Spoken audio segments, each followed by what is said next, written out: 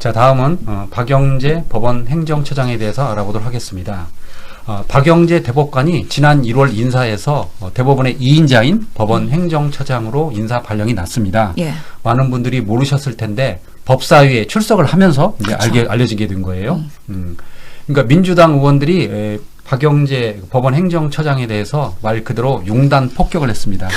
어떻게 당신 같은 사람이 이렇게 올 수 있느냐라고 한 거죠. 예. 예. 와, 이제 앞으로는 법사위가 또 다시 한번 시끌시끌 할 것 같아요. 예. 법원 행정처장 되게 중요한 역할이잖아요. 예. 천대엽 처장이 나올 때마다 계속해서 의원들이 질의를 하고 사법부랑 대법원의 문제점에 대해서 계속해서 공방을 했는데 여전히 조희대 대법원장이 임명한 박영재 처장이기 때문에 여지 희대의 정말 시대는 아직 여전하구나라는 희대의 남자라는 그런 평가도 받고 있는데요.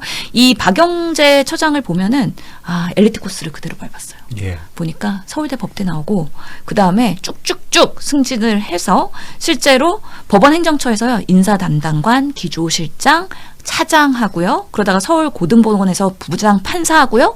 그 다음에 대법원 대법관이 됩니다. 그리고 나서 걸었네요.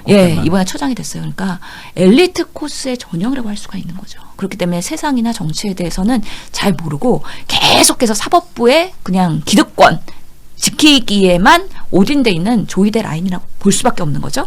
그러면서 이번에 사실은 이재명 그때 대통령 후보의 공직선거법 위반에 있어서의 3심 주심을 맡았던 거잖아요. 예. 그래서 정말 이 본인이 이런 문제에 대해서 여전히 반성하는 모습이 없어요. 당시에 정말 대선을 앞두고 유죄 판결 취지의 그런 파기환송을 하면서 정말 대통령 후보의 자격을 흔들려고 했던 사법부잖아요. 그러니까 대선 개입이죠.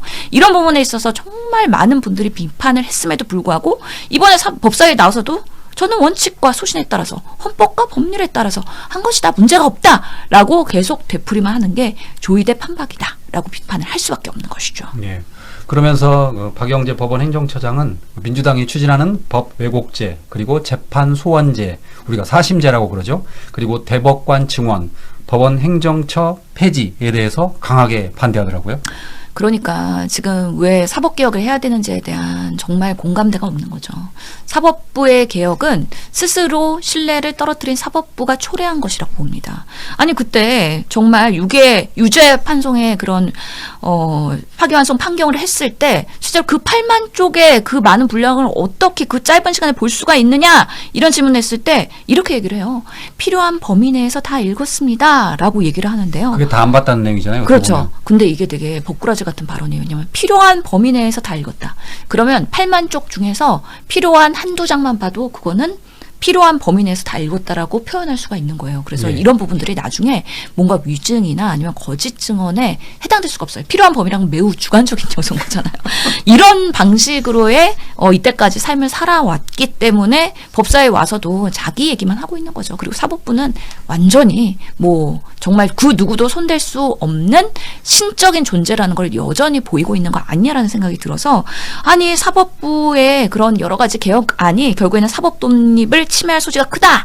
그리고 뭔가 법리가 왜곡될 수도 있고 너무 주관적인 그런 공격이기 때문에 나는 동의할 수 없다. 이렇게 얘기를 하는 거예요. 그리고 대법관 증언하는 것도 그럼 우수 판사들이 다시 대법원으로 쏠림 현상이 있으면 하급심에서 재판관들이 부족하기 때문에 결국에는 계속 반대만 했던 사법개혁의 반대 논리를 반복하고만 있는 거죠. 그러니까 행정처장이 바뀌어도 달라진 거 하나도 없고 여전히 조희대의 세상에서 사법부는 본인들의 카르텔을 유지하려고 한다라는 거를 이번 법사에서 확인할 수 있는 안타까운 상황이었다고 말씀드리고 싶습니다.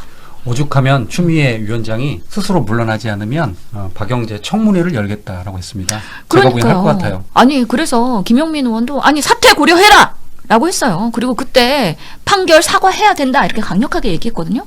그런데도 자세가 매우 꼿꼿해요. 그러면서 국회의원들한테 당신 질문이 틀렸다. 그리고 판결문에 다 있는데 이러면서 오히려 꼿꼿한 모습이 정말 사법부에 오만하고 여전히 독선적인 모습이 아닌가라는 하나의 장면이었다고 생각을 합니다. 예. 다음으로 박영재 법원 행정처장 이야기를 살펴보도록 하겠습니다. 박영재 대법관이 이제 법원 행정처장으로 임명이 됐더라고 1월달에. 네. 그러니까 넘버 2, 2인자잖아요. 예. 당연히 조희대 대법원장이 인사를 했을 것이고 법사위에 처음 출석했는데 네. 예상대로 민주당 그리고 조국 혁신당 의원으로부터 융단 폭격을 받았습니다. 네. 그 내용을 좀 설명해 주시죠. 아, 이제 그 파기환송 내용을- 때문에 그런 거잖아요. 예, 네. 그렇죠.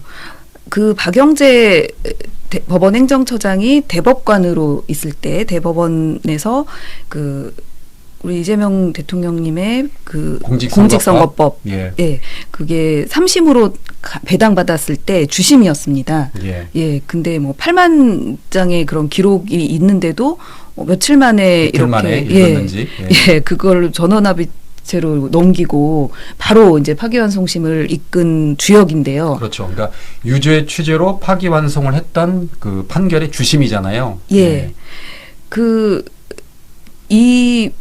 박영재 법원행정처장을 처장에 임명한 사람이 이제 조희대 예. 예, 법원 지금 대법원장인데요.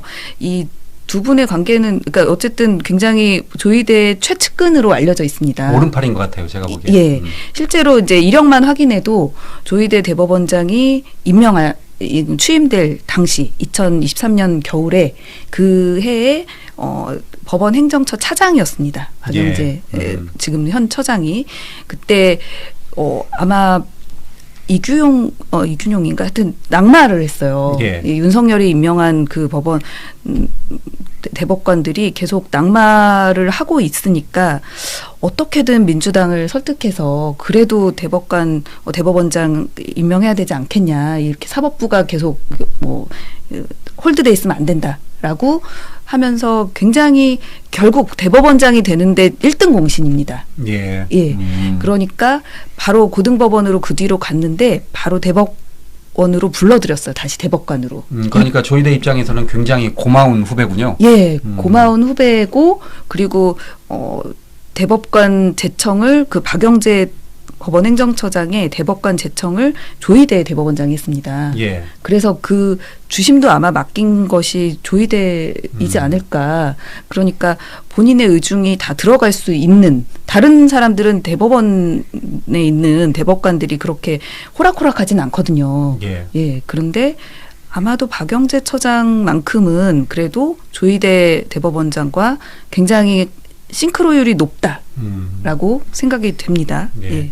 민주당 의원들은 그 법사위에서 그 사법개혁을 논의 조율할 법원 행정처장의 자격이 없다라고 비판을 아주 세게 했습니다. 그랬더니 박영재 법원 행정처장은 헌법과 법률에 따른 절차에 맞는 판결이었다. 즉 이재명 당시 민주당 후보의 그 유죄 취지의 파기환송은 헌법과 법률에 따른 절차에 맞는 판결이었다라고 앵무새처럼 답변을 네. 하더라고요. 그렇죠. 그 전원합의체에 회부된 지 불과 9일 만에 파기환송 결정을 내렸어요. 그런데 이게 실제로 기록이 온기도 전에 의사결정을 한 것처럼 보이잖아요. 예. 그리고 지금 아마도 대선에 나갈 후보 그 대선 직전에 이렇게 개입하려는 의도가 명백하게 보이는 이 부분에 대해서 반성이나 사과는 못할지언정 이렇게 아니라고 하고 그리고 어쨌든 이 상황에서 그 법원에 이제 대법원의 오만한 행정 인사라고 보여지는데 예. 굳이 박영재 대법관을 법원 행정처장으로 임명한 거는 그때 유죄 취지 파기환송심을 계속 정당화하려는 그런 취지로 오히려 느껴지잖아요. 예. 예, 그 부분에 대해서 좀 저는 너무 이해가 되지 않습니다.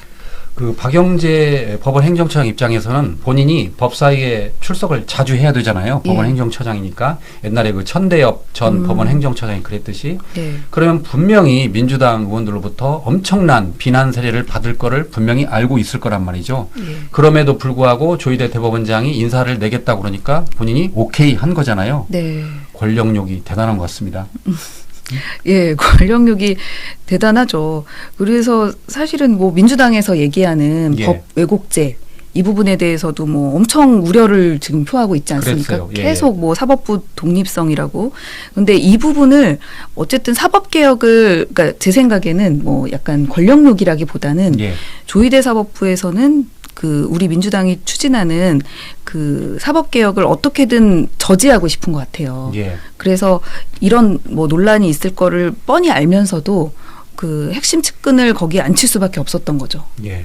그 당시 법사위에서 화제가 됐던 것 가운데 하나가 추미애 그 법사위원장이 박영재 그 법원 행정처장을 질타하는 장면인데 예. 거기서 그 박영재 법원 행정처장과 김건희에게 무죄를 선고한 우인성 부장판사의 관계가 드러납니다. 네. 그 내용을 보면 이용훈 대법원장 때 그 법원이 스스로 잘못을 시인하면서 과거사를 재조명하자라고 하면서 200건의 판결에 분명히 문제가 있다라고 했나 봐요. 그러면서 그 1호 사건으로 그러니까 법원이 이건 우리가 판단해도 잘못했어. 다시 들여다보자라고 하면서 재심 1호 사건이 제일동포에 대한 간첩 사건 이거라고 합니다. 간첩 조작 사건. 그런데 당시 그 피해자인 서모 씨가 너무 억울해가지고 병으로 아픈데도 불구하고 일본에 가서 어렵게 자료를 찾아가지고 다시 재심을 신청했는데 네. 그 당시에 그 판사가 한 번도 부르지 않고 그리고 재심을 신청했는데 기록만 보고 기각을 했다는 거예요. 그 판사가 다름 아닌 우인성 판사라고 합니다. 추미애 법사위원장이 이번에 밝힌 내용입니다. 사실 재심이 결정되기도 거의 불가능할 정도로 굉장히 어려운 일이거든요. 예. 그러면 그렇게 어렵게 했으니까 예. 좀 자세히 들여다봐야 되잖아요. 그렇죠. 예. 어렵게 그 증거를 모았다는데. 예. 참 그러면서 그 추미애 그 위원장은 뭐라고 그랬냐면 이 박영재와 우인성 판사의 관계를 또 말을 하는데 박근혜 정부 시절에 두 사람이 같이 중앙지법에 이렇게 근무를 했나 봐요. 네. 그리고 대법원의 재판연구관으로 같이 또 일을 했고 네. 어떻게 보십니까? 두 사람의 관계를. 뭐 개인적인 관계는 모르겠고 예. 그 커리어상 굉장히 초 엘리트 코스를 둘 다 밟은 것 같습니다. 예. 그러면서 그 추미애 위원장이 법원 행정처를 굉장히 질타합니다. 네. 그러니까 초엘리트 코스들이 서로 선후배 간이 밀고 끌고 당기면서 나중에는 이제 좋은 로펌으로 가고 이게 말이 되냐 그렇게 질타를 하던데 법원 행정처가 아무나 가는 곳이 아닙니까? 그렇죠. 아무나 못 가죠. 뭐 얼마 전에 유죄 판결이 난 양승태 대법원장도 법원 행정처의 예. 문제였잖아요. 그때 뭐 재판을 어떻게 뭐 개입도 하고 사실은 뭐 그런데 법원 행정처도 그렇고 대법원 재판 연구관도 그렇고 굉장히 그러니까 선택된 자들만 갑니다. 뭐 그게 뭐 다른 신분상의 것이 아니라 제일 성적이 좋고 그리고 근무평정이 좋은 판사들만 골라서 가는 건데 그러다 보니까 아무래도 그들만의 리그가 그 사법부 내에서도 형성되는 것 같습니다. 예. 그러니까 법원 행정처는 최근에 그 성향을 보면 보수 인사들이 많겠네요. 아무나 끌어들이지 않은 곳이니까. 뭐 그 진보라고 안 끌어들이는 건 아니지만, 예, 뭐 그 사법부 논리에 매몰돼 있을수록 보수일 가능성은 훨씬 높죠. 그렇군요. 예. 어쨌든 추미애 위원장은 박영재 법원 행정처장이 스스로 물러나지 않으면 청문회를 열겠다고 했습니다. 네. 이게 뭐 가능은 하다면서요? 뭐 그 사건에 대해서 뭐 다시 한번 볼 수 있죠. 그때 사실 조의대 청문회도 예. 했었는데 조의대 없는 조의대 청문회. 예. 예. 그때 제대로 밝혀진 게 하나도 없기 때문에 다시 한번 주심을 놓고 해도 되죠. 그러니까 그 청문회 열면서 그 유죄 취조의 파기환송도 다시 들여다보겠다라는 게 지금 민주당의 뜻인 것 같습니다. 예, 가능하다고 봅니다. 예.